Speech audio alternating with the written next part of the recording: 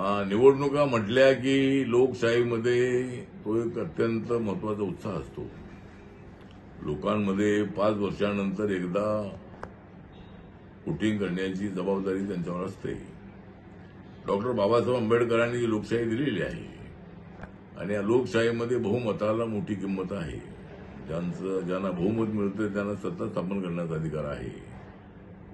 पण बहुमत कुणाला मिळू, पण बहुमताने आपण प्रत्येकाने आपलं मत जे आहे ते मत ज्या पक्षाला द्यायचं त्याला द्यावं. पण मतांचं जे पर्सेंटेज आहे ते पर्सेंटेज अलीकडे कमी कमी होत आहे. एक तर जो 80 ते 85-90% मतदान व्हायला हवं आणि त्या दृष्टिकोनातून माझं सगळ्या मतदारांना आव्हान आहे की ज्या पक्षाला ज्या उमेदवाराला आपल्याला मतदान करायचं आहे त्यांना आपण मतदान करावं. परंतु पर्सेंटेज जे आहे ते पर्सेंटेज आपल्याला वाढवणं अत्यंत आवश्यक आहे.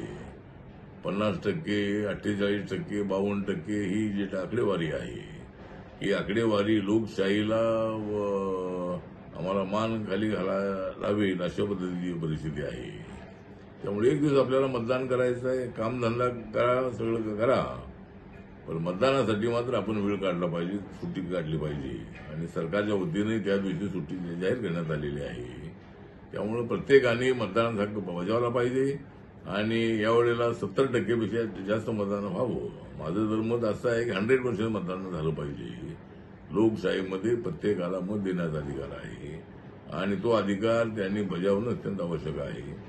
त्याप्रमाणे मतदान जे आहे ते मॅक्झिमम करा अशा पद्धतीचं मी नम्र निवेदन करतो आणि या निवडणुकीमध्ये चांगलं पर्सेंटेज असेल अशी मला पूर्णपणे अपेक्षा आहे आणि सर्वांनी मतदान करा एवढंच माझं आव्हान आहे. जय भीम, जय भारत, जय महाराष्ट्र.